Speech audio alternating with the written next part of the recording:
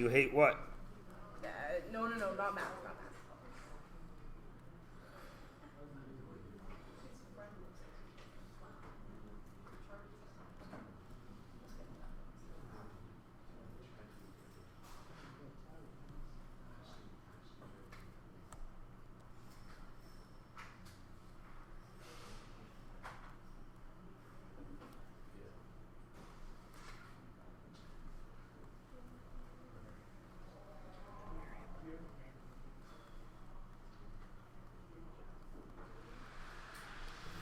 All right. That is what a system of equations is. A group of equations that have at least one variable and may share a solution. Let me give you an example. Is that an equation? No, of course not. Why not? There's no equal sign. There's no answer, right? You don't know what x equals there. Everyone agree? Now is that an equation? Excellent. Is it a system of equations? No, because why? Because it's not a group. Okay? What if I added this to it? Now is it a system? Do they share a solution? What is the solution? X equals 4. Why is that the solution? Because 7 times 4 is 28, and 4 plus 4 is 8. Everybody cool? Okay. A linear equation. What's a linear equation? It should be an equation that what?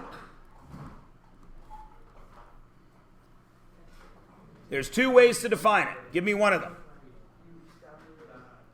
Pardon me? Right. It is an equation that will graph a line with a what kind of slope? I would say consistent, but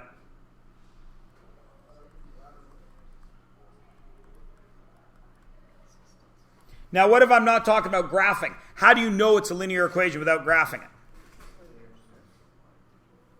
It has to do with x's and y's. Colin?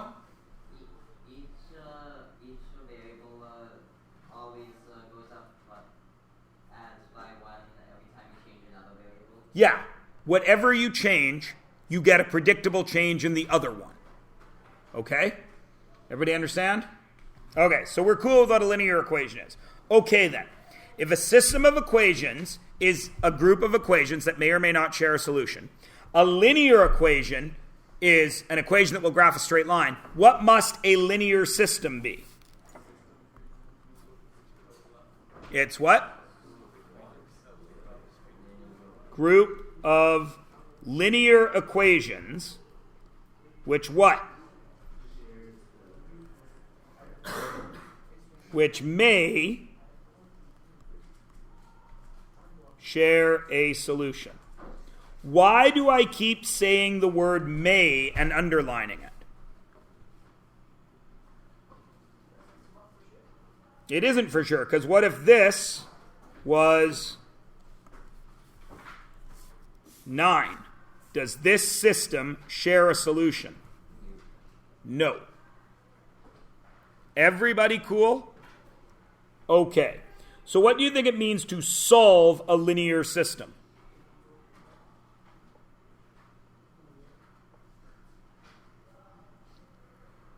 Solving means we're finding something. What are we finding?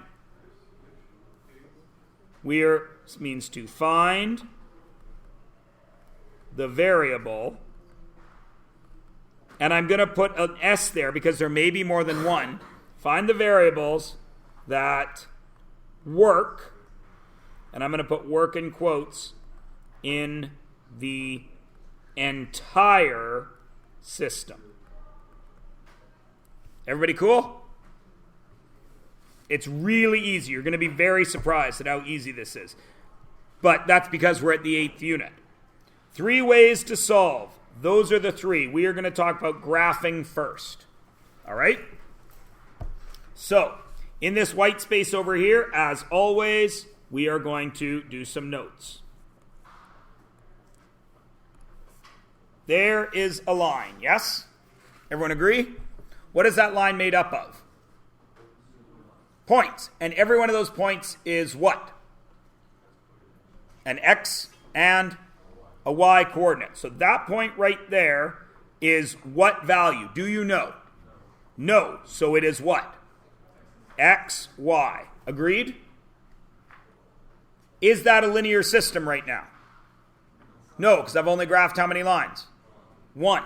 Okay. Here comes another line. What is that line made up of? X's and Y's. What do you see is happening right there? There's a blue XY and a red XY, except they are the exact same thing. So is that a value that works for X and Y on both lines? Yes. So that would be the solution to the system. Everybody understand? If I bring a third line in here, how many solutions to the system are there? No.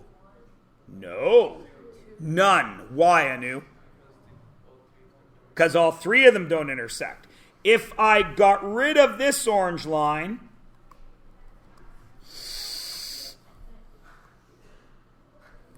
and I brought in this light green line, now how many solutions are there?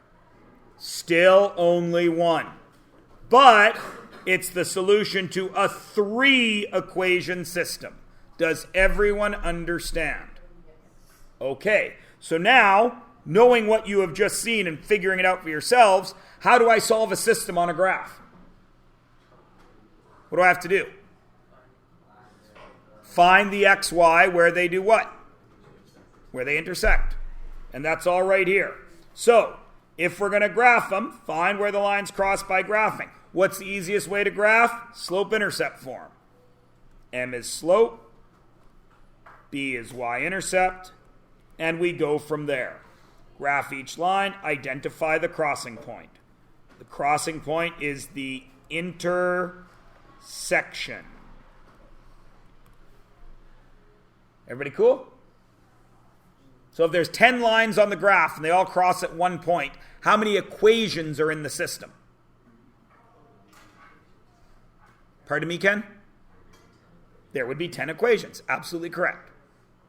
If there were 9 lines that crossed all at one point and 1 line that was off, is that system solvable? No. Everybody get it? All right. Now you'll see what I mean when I mean this is super easy. Because you already should have seen that it's super easy. Turn the page over, make a graph.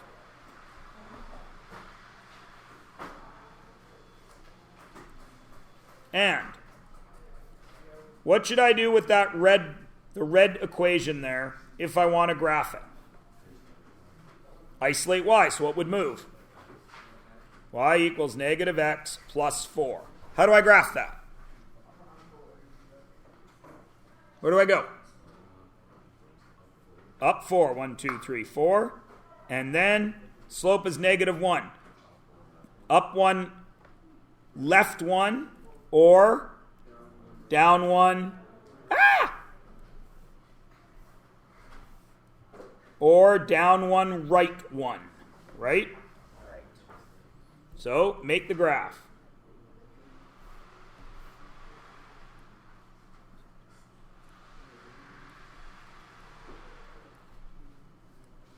And it would look like this, yeah?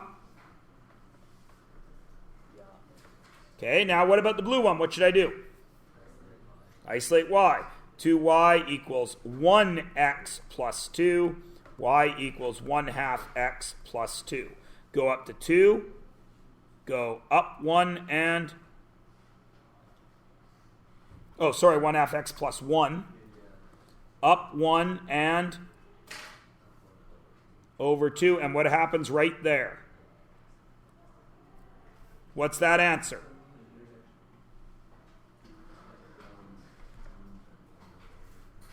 What is this answer? 2, 2. Now, all of you always are scared that you don't have the right answer. And you always come to me, Mr. Myers, Mr. Myers, Mr. Myers. I've done this gag many times, right? Mr. Myers, Mr. Myers, did I do it right? Did I do it right? Kid, check. Is that an X?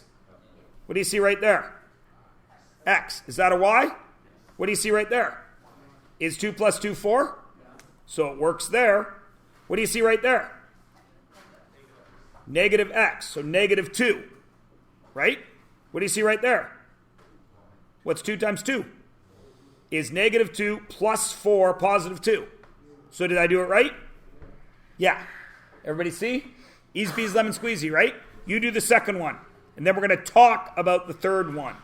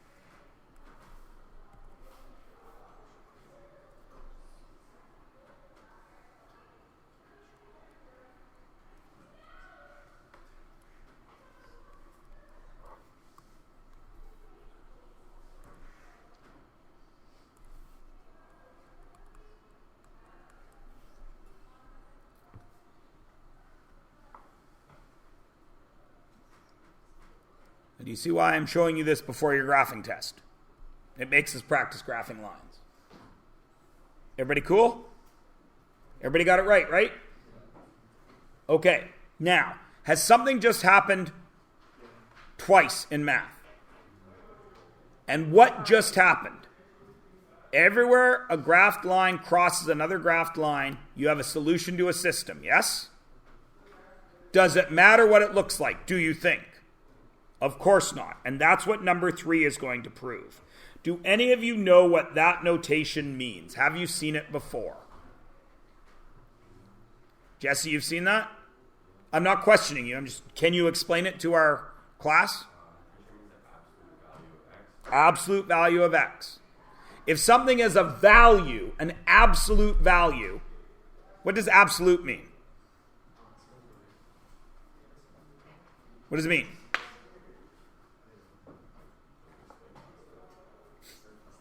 Nobody can say what the word absolute means? Hannah. Well, you're getting mathy. But yeah, you've done the next thing. You've jumped to the next thing. What absolute means, regardless of anything, this is what it's worth, right? Right? So an absolute value, now Hannah is going to say, regardless of the sign, that's what it's worth. Right? So there's 0, yeah? What is 0 worth? 0. I have no money in my hands. How much money do I have? None. Everybody with me? All right. If I go over here, 1, 2, 3, 4, 5. How far am I from 0? How far do I have to walk to get there? 5 steps. What if I walked that way, the same distance? Still 5. What if I walked that way? 5. What if I walked that way? What if I walked that way? 5. Remember how we talked about distance versus displacement? It's the same thing. Absolute value is a distance. A distance from what? 0. So negative 5 has an absolute value of how much? 5. Everybody got it? You don't have to know this. I'm just doing this to show you what I was saying earlier, that it doesn't matter what it looks like. So let's graph this, shall we? X, Y. Who decides what numbers go in for X? You do. So give me some numbers. How many numbers should you put in? 4. 4? Okay. Give me 4 numbers. Okay. Use your head. Here's our graph. Negative 1. 0. 1. 2. If you're going to go to 2, what should you do here? Negative 2. Okay, what's the absolute value of negative 1? 1, because it's one step away from 0. What's the absolute value of 0? What's the absolute value of 1? What's the absolute value of 2? What's the absolute value of negative 2? Negative 2? 2. So now, do I have x's and y's? So let's put them on the graph.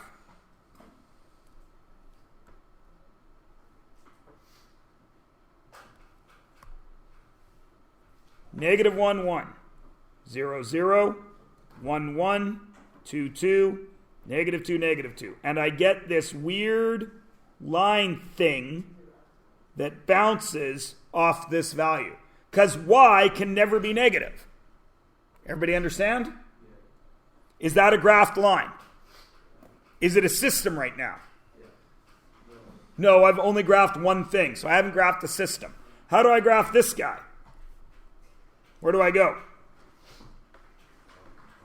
Up, 1, 2, 3, and then what? Up 1 over 2, up 1 over 2, up 1 over 2, and down 1, left 2. What is happening now there and there? There's 2 intersections. So how many solutions are there? 2. What are they?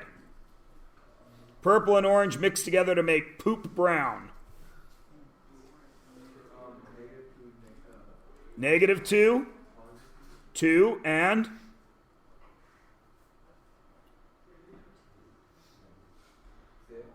6,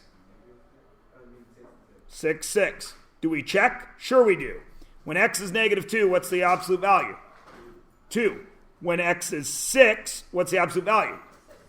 What's half of 2?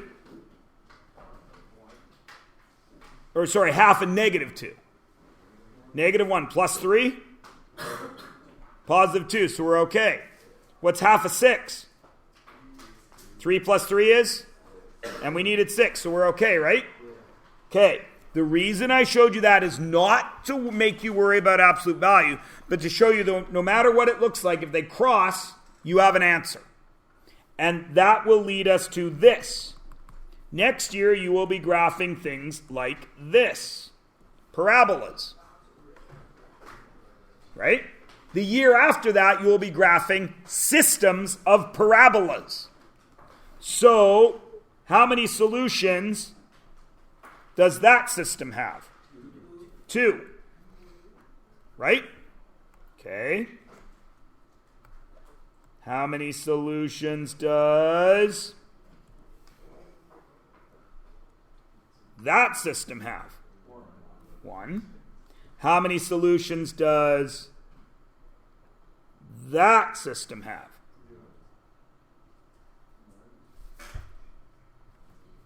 What do you see right there? Do they touch? Oh, you're right. I've left a pixel out. Punks. How many solutions? 1. What about this one? 4. Everybody got it?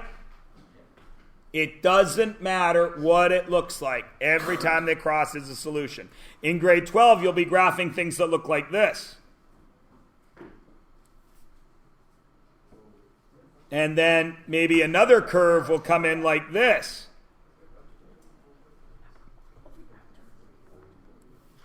How many solutions does that guy have? 1, 2, 3. Everybody understand? Doesn't matter what we draw. If they cross, you have a solution. But every line has to go through that solution. What about this system?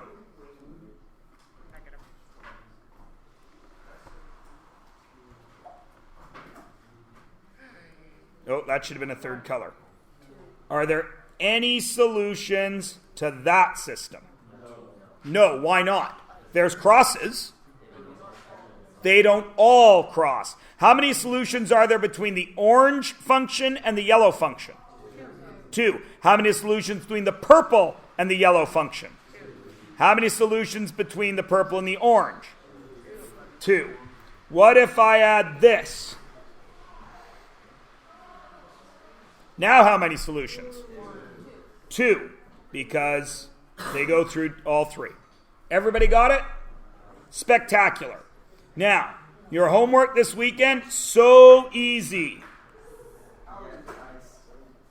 This, no problem. You can do this in your sleep.